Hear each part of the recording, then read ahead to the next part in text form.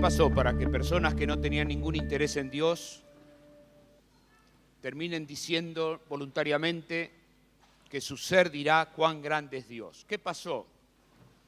¿Qué pasó para que personas que estaban muertas en sus pecados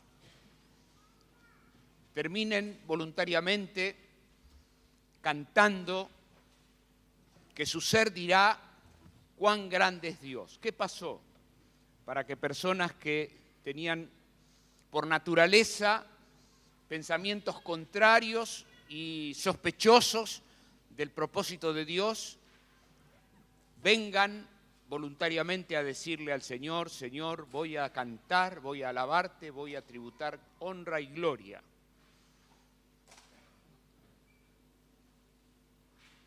Más temprano nuestro hermano nos decía, justamente citando al apóstol Pablo, que el hombre natural no busca naturalmente a Dios. Y naturalmente nuestra vida tiende a apartarse. Y nosotros juntos estamos compartiendo una cultura de personas muy educadas y de personas aún las más instruidas. Y nos damos cuenta que por el medio del conocimiento y de la ciencia, las personas aún las más sofisticadas no se acercan a Dios. Y por el contrario, ocurre que cuanto más conocimiento científico adquiere la humanidad, cuanto más razones tiene para estar lejos y para argumentar en contra de la existencia de Dios. Lo que nos ayuda a darnos cuenta de que el problema de la humanidad, el problema de la sociedad, no es un problema de educación. Si bien es cierto que la educación es una condición muy importante para el desarrollo de una sociedad, la prueba es que aunque vivimos en una sociedad educada, igual la sociedad tiene problemas que no puede resolver, y nosotros los argentinos que estamos en estos días transitando los 200 años de vida de nuestro país, también a la vez estamos siendo escandalizados y sorprendidos por novedades que ocurren en los ámbitos de nuestro país, que nos llaman a la sorpresa de decir: pero ¿cómo puede ser que personas tan educadas, con tantas posibilidades de hacer el bien y de comportarse bien, traigan tanto dolor, tanto bochorno, tanto mal ejemplo? Bueno, es que la Escritura nos pone delante de otro problema, y el problema que el Señor Jesús se ocupó de poner delante ocurrió ese día, por ejemplo, cuando Él dijo: yo soy la luz del mundo. Y el Señor Jesús dijo: yo soy la luz del mundo. Y lo dijo en un momento cuando estaban discutiendo la situación de una mujer que había sido sorprendida en el acto mismo del adulterio. De modo que los responsables de la religión de aquel día le habían traído al Señor Jesús a una mujer para ser apedreada, porque la mujer había sido encontrada en el acto mismo del adulterio. Y el Señor Jesús se puso a escribir en la tierra, y luego de escribir en la tierra los vio, los miró, los vio con sus manos cargadas de piedras, y el Señor Jesús levantó su vista y les dijo a quienes estaban ahí: quien de vosotros esté sin pecado, arranque nomás, comience a tirar las piedras contra la mujer. Sin duda que el Señor Jesús se encontró frente a un debate moral de las conductas íntimas, personalísimas.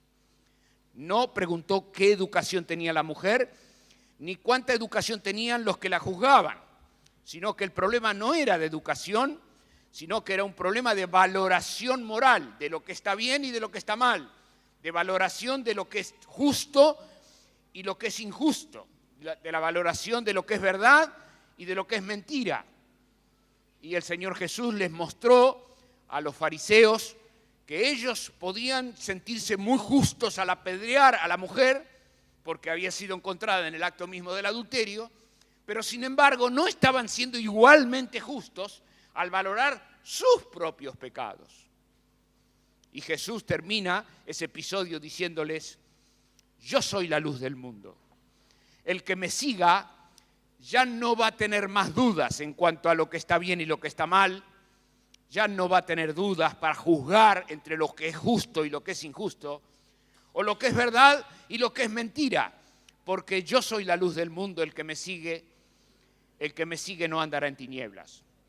Y si alguna característica tiene la cultura que compartimos, es justamente esta duda al definir alguna situación, esta duda que nos sobreviene al tener que ofrecer una mirada o ofrecer una posición en tantas situaciones de la vida.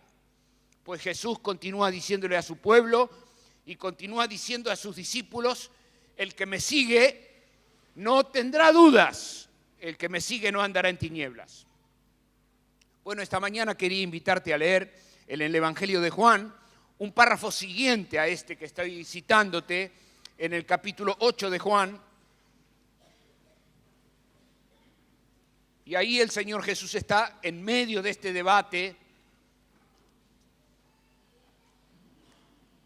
que continúa durante todo este capítulo y el siguiente. Y quisiera convidarte a que vayamos al versículo 31. Es el Evangelio de Juan, capítulo 8, al verso 31. Dijo entonces Jesús a los judíos que habían creído en él, si vosotros permanecéis en mi palabra,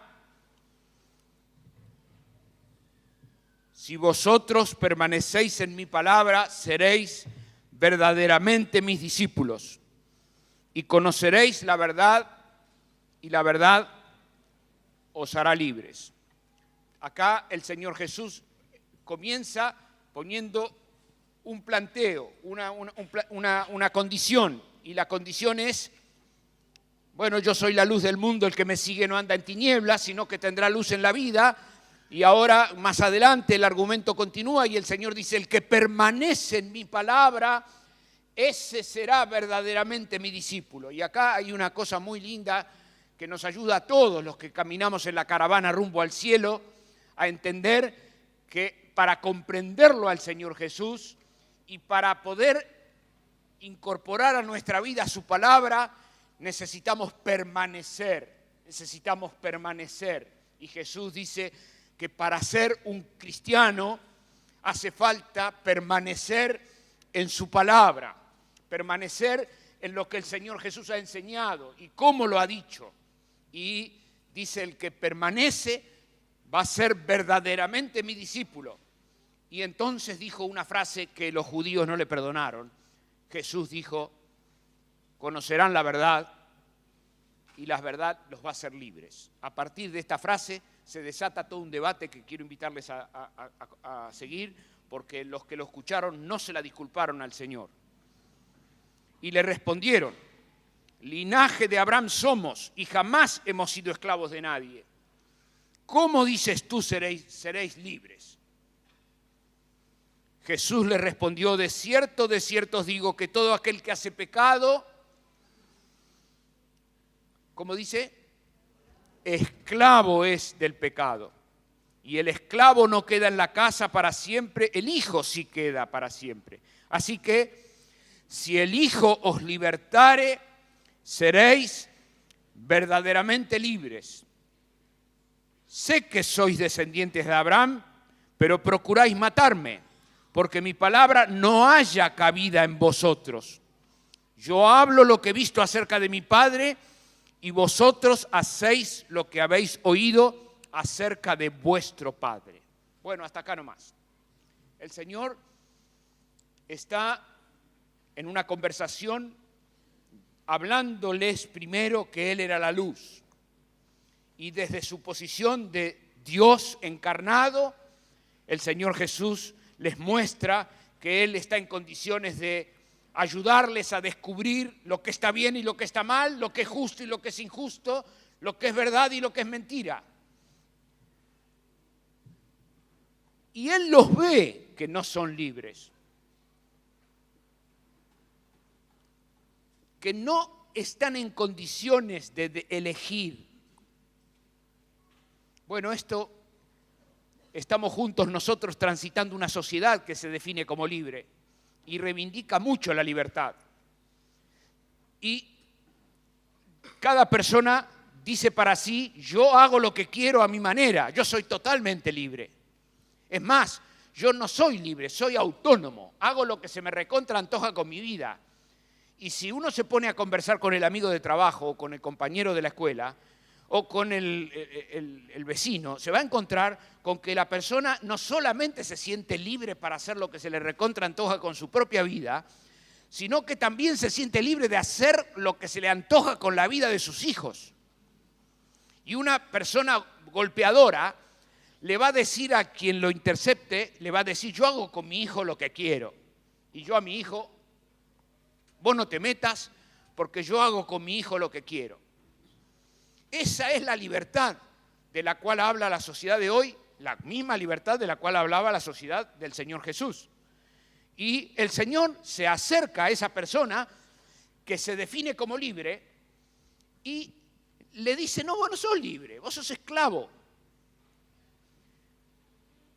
Bueno, yo le recomiendo ir despacio si usted piensa usar esta misma estrategia del Señor Jesús en un diálogo de la semana, porque no le va a ir muy bien.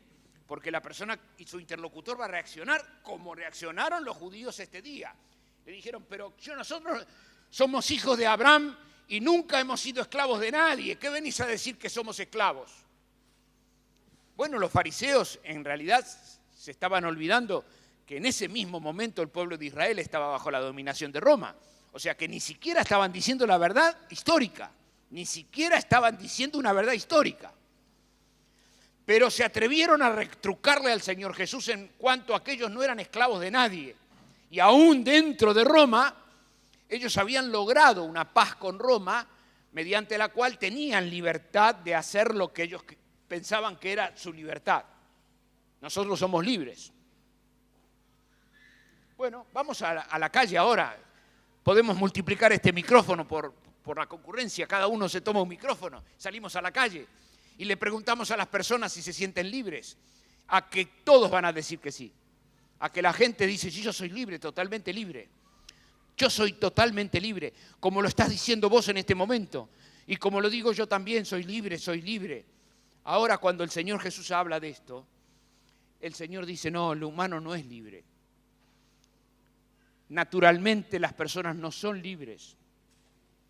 Nosotros nacemos con una voluntad que no tiene la misma neutralidad, no es neutra. Nuestra voluntad no es neutra. No es cierto que tenemos iguales posibilidades de elegir lo bueno e iguales posibilidades de elegir lo malo. No es verdad eso. Y de eso se trata la luz del Evangelio.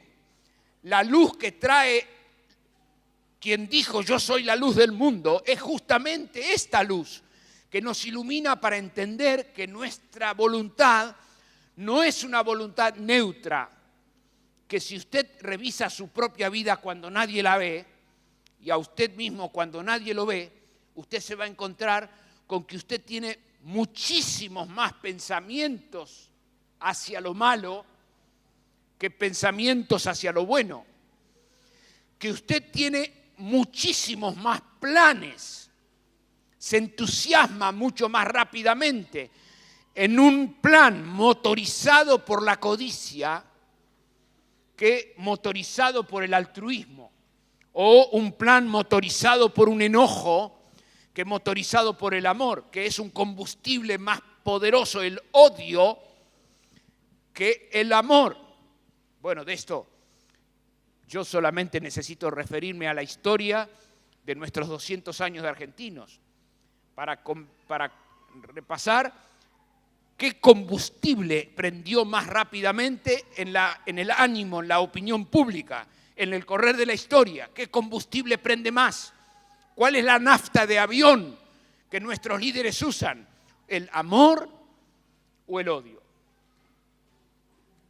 Y uno se va a encontrar con que el corazón humano tiene un un rango de elección muy pequeño, que es dentro del ambiente de lo malo. Dentro de lo malo podemos elegir lo más mejor o lo peor. Bueno, esa era la mirada del Señor Jesús.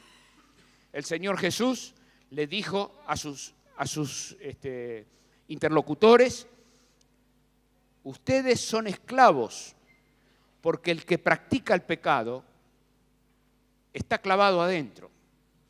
Y quiero también recordarnos a todos, por honorables que nos consideremos cada uno de los que estamos aquí, que todos nosotros nacemos dentro de un ambiente de pecado, que nuestra naturaleza está afectada por el mal, que nuestra vida es irremediablemente pecadora, y no es que nos sale el pecado, que lo podemos educar, no se trata de un problema de educación, es un problema moral. Y esto también me gusta decírselo a los papás y a las mamás que están aquí educando a sus hijos, y están educándolos y apuestan a la educación diciendo: yo lo voy a sacar adelante a mi hijo en la educación, va a ir a la universidad y va a estudiar, y cuando estudie mi hijo va a salir adelante. Mi hermana, mi hermano mío, hace falta leer las Escrituras y leerlo al Señor Jesús para entender que no alcanza con la educación, porque su hijo va a ser un reverendísimo médico, va a ser un gran científico, pecador, esclavo del pecado, va a ser moralmente cuestionado por la justicia santa de Dios. Cuando el Señor Jesús habló de esto, le dijo a sus interlocutores: yo hablo por lo que he visto acerca de mi Padre en el cielo. Y ustedes, en el versículo 38, y ustedes hacen lo que han oído hacer de vuestro Padre. Y ahí el Señor Jesús se ubica a Él como hijo del Padre del cielo. Y ubica a quien lo escuchan como hijos de otro Padre, un Padre que no es el Padre del cielo. Dice: yo hago lo que he visto a mi Padre. Y todos los que leemos la Escritura sabemos que el Señor Jesús es el unigénito Hijo de Dios. Lo sabemos eso, porque las Escrituras lo dicen, que el Señor Jesús, porque de tal manera amó Dios al mundo, que ha dado a su Hijo como... ¿Cuántos hijos tiene Dios? Uno. Y el Señor Jesús está ahí hablando con los fariseos diciendo: yo soy hijo de aquel Padre, y los deseos de mi Padre hago, y lo que he visto hacer a mi Padre, y ustedes hacen lo que ven, lo que han visto hacer a su Padre. Bueno, la conversación continúa, y el Señor Jesús, que es la luz del mundo, les desnuda su situación. Y en el versículo 44, un versículo que a la congregación del encuentro, a la iglesia del encuentro, le es muy familiar porque lo hemos estudiado mucho. El Señor Jesús le dice a sus discípulos, les dice a la gente: vosotros sois de vuestro padre. ¿De quién padre? De vuestro padre, el diablo. Ahí está la luz hablando. Y es la luz que está definiendo lo bueno de lo malo, lo justo de lo injusto, lo verdad de la mentira. Y Jesús dice: ustedes son hijos de vuestro padre, el diablo. Y los deseos de vuestro padre, ¿qué? ¿Qué dice? Los deseos de vuestro padre queréis hacer. Es interesante que el Señor Jesús dice que las personas voluntariamente quieren hacer el deseo del Padre. Entonces las personas se sienten libres. Claro, se sienten libres porque quieren hacer y hacen lo que quieren. Claro, pero Jesús, que es la luz del mundo, nos advierte a los lectores de la Escritura que naturalmente el hombre quiere hacer los deseos del padre, el diablo. La persona no es consciente de lo que quiere hacer, pero lo que la persona humana quiere hacer armoniza totalmente con el deseo del diablo. Esa es la palabra del Señor. Los deseos de vuestro padre, ¿cómo? Queréis hacer. De modo que yo me la encuentro una persona por la calle y la persona me va a decir, Raúl, yo hago lo que quiero, ¿sí? Ignorando que a consecuencia de que su naturaleza está caída, su deseo armoniza con el deseo del infierno. Necesito en esta mañana, en el amor del Señor, hablar, no para hacerme amigo de nadie, sino para ser fiel a la Escritura, delante de cada papá y de cada mamá que está aquí y de cada persona que es asistente habitual a la comunidad del encuentro, para ayudarnos a entender cuál es la sentencia que pesa en nuestra contra delante de la justicia de Dios. Dios nos ve a todos nosotros esclavos del pecado, hijos del diablo.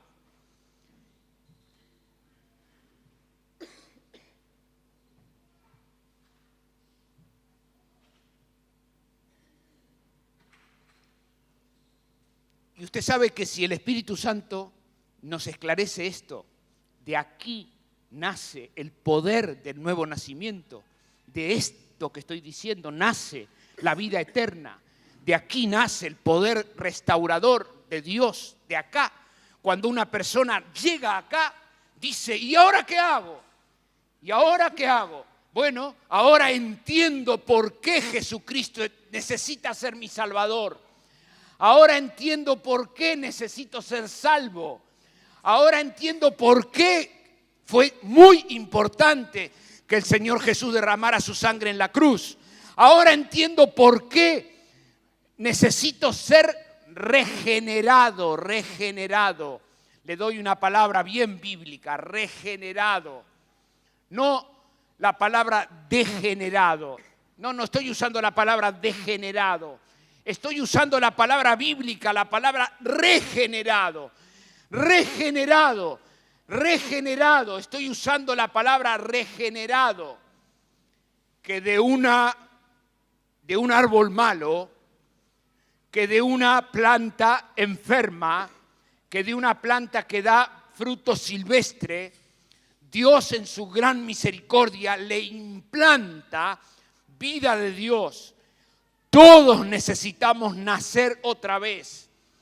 Necesitamos nacer a la vida de Dios. Que Dios nos perdona nuestros pecados. Que Dios limpia nuestro corazón. Que Dios nos reconcilia con Él. Que Dios lava nuestra vida. Que Dios nos da de su Espíritu. Y es por la presencia de su Espíritu que nosotros podemos llamar a Dios Padre. Pero ¿cómo no es que Dios tiene un solo hijo? ¿Cómo es que nosotros venimos a ser hijos e hijas si Dios tiene un solo hijo? ¿No es que el Señor Jesús es el unigénito Hijo?